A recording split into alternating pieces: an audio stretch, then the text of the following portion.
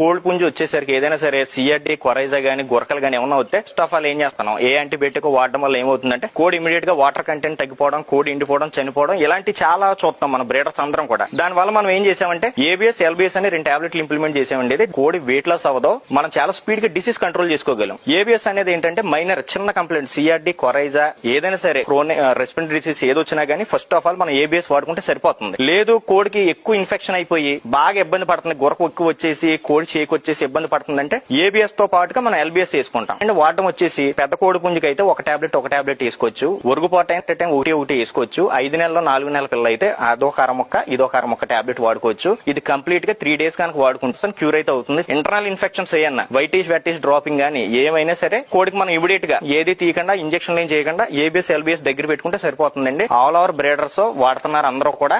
దీన్ని వాడాకే అప్పుడు వేరే మెడిసిన్ వాడమని కూడా నేను సజెస్ట్ చేస్తున్నాను.